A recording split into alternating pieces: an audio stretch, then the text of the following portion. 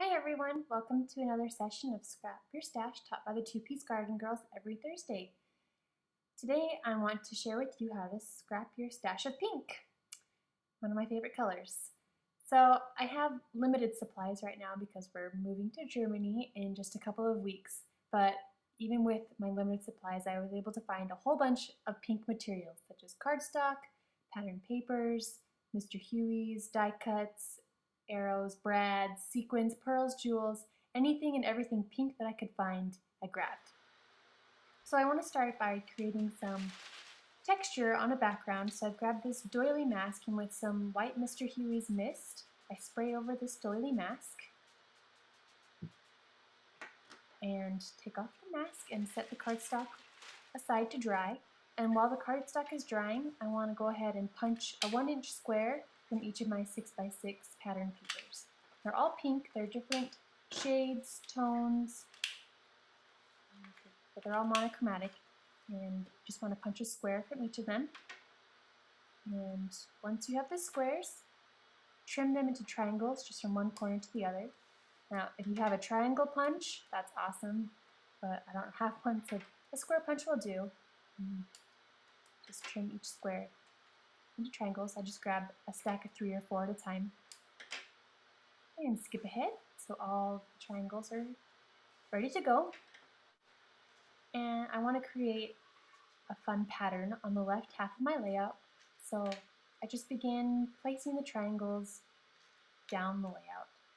And there's not really a rhyme or reason. Well, I guess there is. I don't want the same pattern right next to each other, and I want a nice contrast of dark and light triangles next to each other. Or another fun technique would to try and create an ombre effect, which is really popular right now. So I'm just placing these kind of in a quilt-inspired pattern, and I'm leaving gaps here and there because I know I want to add some embellishments once all the triangles are placed.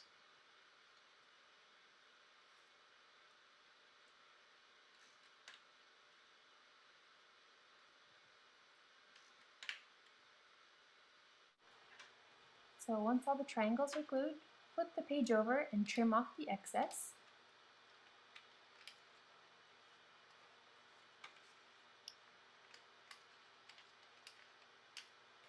And flip it back over. Now it's time to add the embellishments. Got some brads, some buttons. I'm sticking them down with handy dandy glue dots, so they'll stay there forever. It's just a matter of figuring out which brads I like where.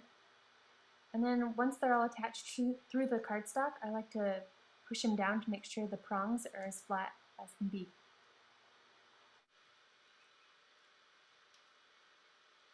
And what's a layout without photos? So that's the next step. Got these cute pictures of my daughter Jane wearing pink. That's where I got the inspiration from all the pink that she wears.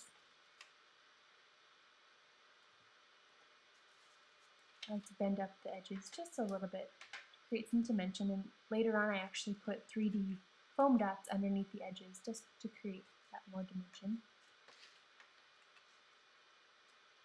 So I've grabbed these pink die cuts from the Pier collection by Crate Paper, and I'm tucking them under the photos to create some fun interest. Distress the edges for that die cut.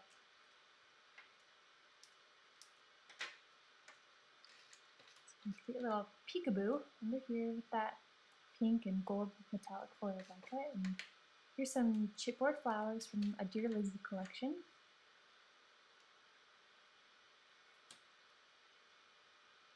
I have a hard time finding a home for this heart. I move it around a few times before I find a permanent home for it.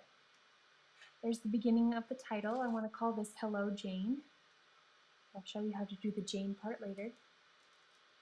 These arrow paper clips by Freckled Fawn are one of my new favorite embellishments. They come in practically every color under the sun, so you can find the perfect color for your layouts. A light pink one and a dark pink one. Okay, let's find a home for this heart. There we go. And here I'm going to stick down the other half of this. It could be over there. Some pink sequins, some sparkle and shine, and a cute little girl. For the second half of the title, I want to embroider the word Jane. And using an Amy Tangerine embroidery kit would make this a lot easier, but I don't have mine right now. So I draw the name and I'm going to poke holes through it about every 1/4 inch, just using a pencil.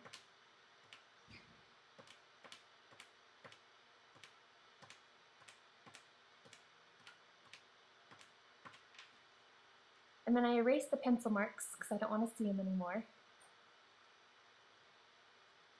And then using some pink floss, I'm going to embroider using a back stitch, I think that's what it's called, through the holes that I poked.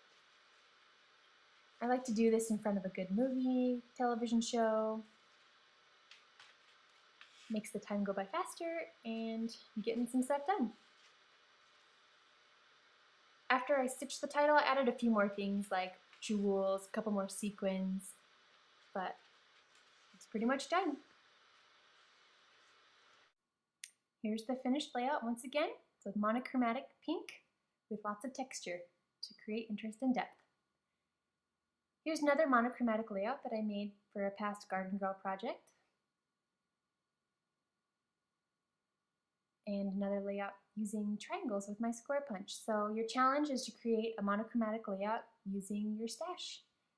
Thanks so much for joining me this time. See you next month.